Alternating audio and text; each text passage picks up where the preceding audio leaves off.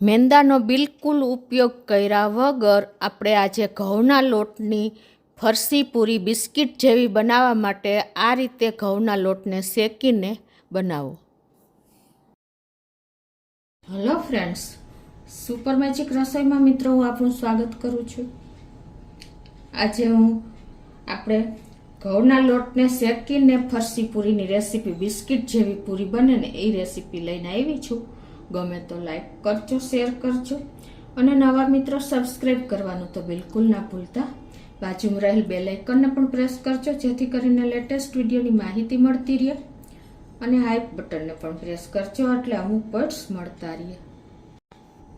તો આ પૂરી તમે દિવાળીએ કે કોઈ પણ તહેવારમાં કે એની ટાઈમ નાસ્તા માટે તમે બનાવી શકો છો. એટલે હાઇજેનિક બનશે. આપણે મેંદાનો બિલકુલ ઉપયોગ નથી કરતા. તો હવે ઇન્ગ્રેડિયન્ટ પણ બતાવી દો.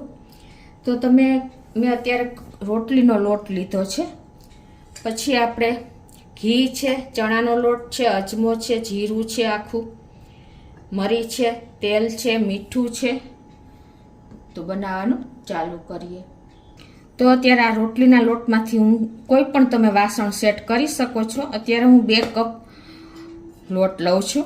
પરફેક્ટ મેજરમેન્ટ સાથે જ હું તમને આ રેસીપી શેર કરું છું. એકદમ ખસ્તા અને બિસ્કિટ જેવી પૂરી બનાવી હોય ને તો તમારે આટલી પ્રોસિજર તો કરવી જ પડશે. હવે એમાં 4 ચમચી આપણે ચણાનો લોટ નાખી દેશું.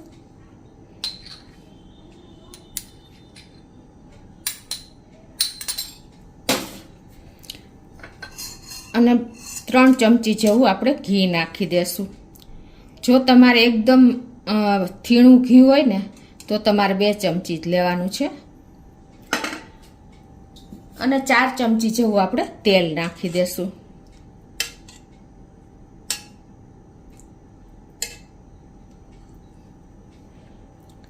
હવે આ બધું મિક્સ કરી અને આપણે આ લોટને શેકી લેશું સ્લો ટુ મીડિયમ ફ્લેમ ઉપર.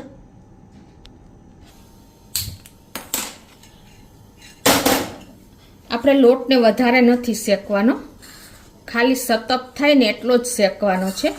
આને હિસાબે તમારી પૂરી એકદમ ફરસી બનશે અને મોઢામાં મૂકતા જ દાંત વગરના ખાઈ શકે ને એવી પૂરી તૈયાર થશે. આપણે મેંદાનો બિલકુલ ઉપયોગ જ નથી કર્યો.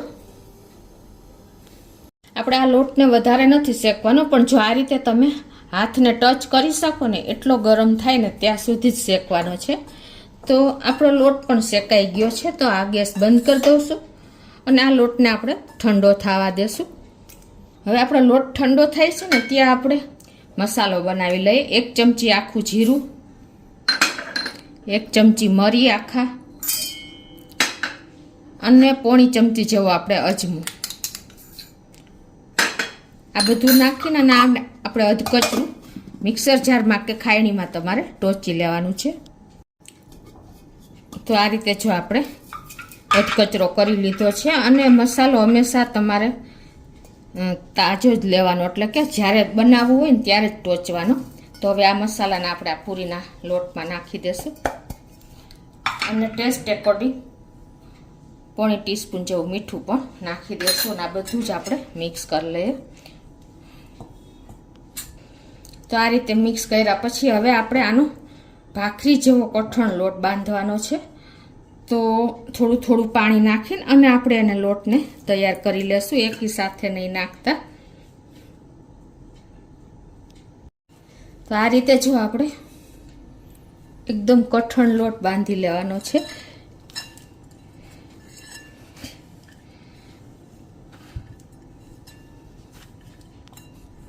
તો હવે આ રીતે આપણે જો લોટને પણ તૈયાર કરી લીધો છે, તમને ખ્યાલ આવી જતો હશે, ફાટી જાય એટલો લોટ કઠણ છે. હવે આને ઢાંકીને આપણે 15 થી 20 મિનિટ રેસ્ટ આપી દેશું. હવે આપણે 2 ચમચી ઘી લઈ લેશું એક વાટકીમાં અને એમાં 1 ચમચી જેવો આપણે લોટ નાખી દેશું, ચોખાનો લોટ, અને એને આપણે લઈ તૈયાર કરી લેશું.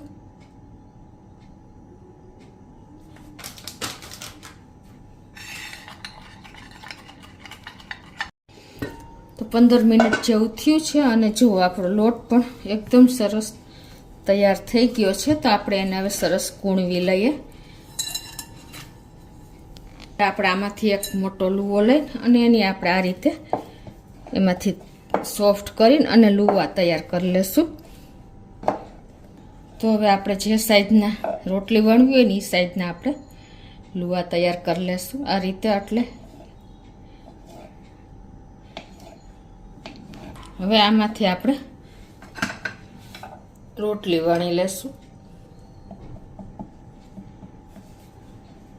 આ રીતે હાથેથી પ્રેસ કરીને અને એકદમ સરસ આપણે એક સાઈઝની 3 રોટલી તૈયાર કરી લેશું. આપણે એકદમ કઠણ લોટ બાંધ્યો છે એટલે કિનારી ફાટતી જશે, સરખી કરતી જવાની અને પાતળી એવી આપણે રોટલી વણી લેશું.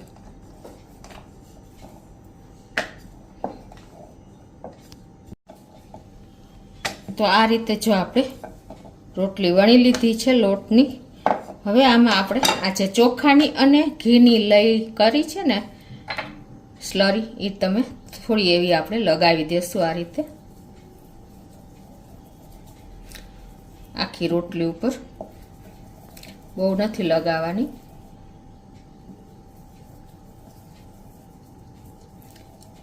હવે આ રીતે મેં 3 રોટલી વણી છે તો એક ઉપર એક આપણે રોટલી મૂકતા જાશું. આ બીજી રોટલી મૂકીને એની માથે પણ આપણે પાછી સ્લરી આ રીતે હાથેથી જ આછી સ્પ્રેડ કરી દેશું. આ ઘઉંના લોટની આપણે બિસ્કિટ પૂરી બનાવી રહ્યા છે મિત્રો. લોટ શેક્યો છે ને એટલે એકદમ લોટ હલકો થઈ જાય છે અને પૂરી આપણે એકદમ સરસ ફરસી બને છે. થોડોક તમારે ટાઈમ માગશે પણ પૂરી તમે મોઢામાં મૂકતા જ લોક થઈ જાય ને એટલી સરસ તૈયાર થશે.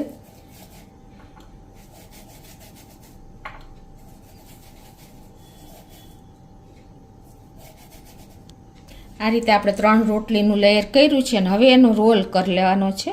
એકદમ કડક રોલ કરવાનો છે એટલે એકદમ સરસ તમારો રોલ તૈયાર થશે આ રીતે.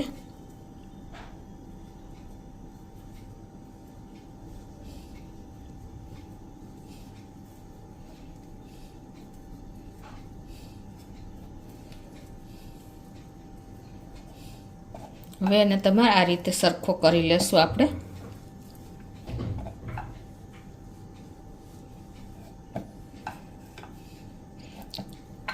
હવે એના આપણે ચપ્પેથી લુવા તૈયાર કરી લેશું આ રીતે. તમારે જે સાઈઝની પૂરી કરવી હોય એની પ્રમાણે.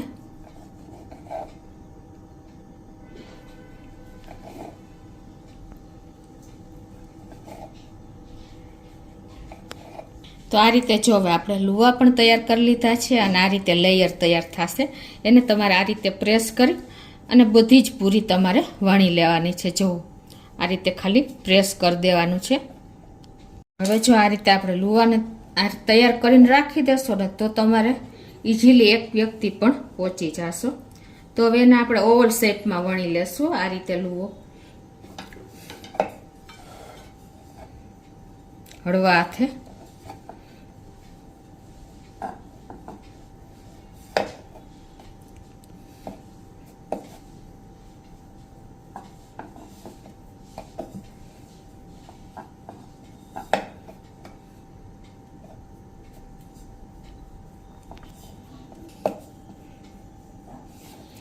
આ રીતે પછી તમારે બહુ ટાઈમ નહીં લાગે, ખાલી લુવા બનાવવામાં જ ટાઈમ લાગશે. તો આ બાજુ મેં તેલ પણ સ્લો ટુ મીડિયમ ફ્લેમ ઉપર ગરમ કરવા મૂકી દીધું છે અને આપણું તેલ પણ ગરમ થઈ ગયું છે. તો આપણું તેલ પણ ગરમ થઈ ગયું છે તો એક એક પૂરી આપણે આ રીતે એડ કરતા જાશું અને આને આપણે ઉપર આવે ને ત્યારે જ ટર્ન કરશું. ત્યાં સુધી આપણે એને ટચ નથી જ કરવાની. તેલમાં આવે એટલી પૂરી આપણે મૂકી દેશું. આ રીતે જો ઉપર આવે ને ત્યારે આપણે એને ટર્ન કરી લેશું ચમચીએથી આ રીતે. એટલે સ્લો ટુ મીડિયમ ફ્લેમ ઉપર કૂક કરશો ને તો જ ફ્રાય કરશો ને તો જ તમારી પૂરી અંદર સુધી ફ્રાય થશે, નહીંતર ઉપરથી લાલ થઈ જશે અને અંદરથી કાચી રહેશે.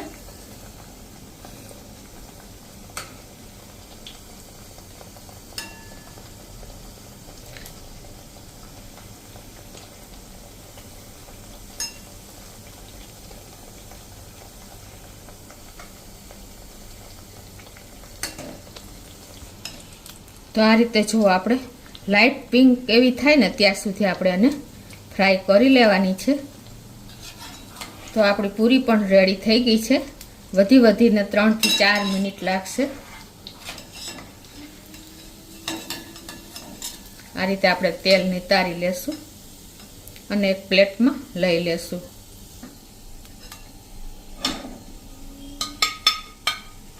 તો જુઓ મિત્રો, આપણી પૂરી પણ એકદમ સરસ તમને લેયર દેખાતા જ હશે. ખ્યાલ આવે છે તમને? જુઓ, આ રીતે આપણે બધી પૂરી તૈયાર કરી લઈ. તો આ રીતે જો આપણે બધી પૂરી તૈયાર કરી લીધી છે.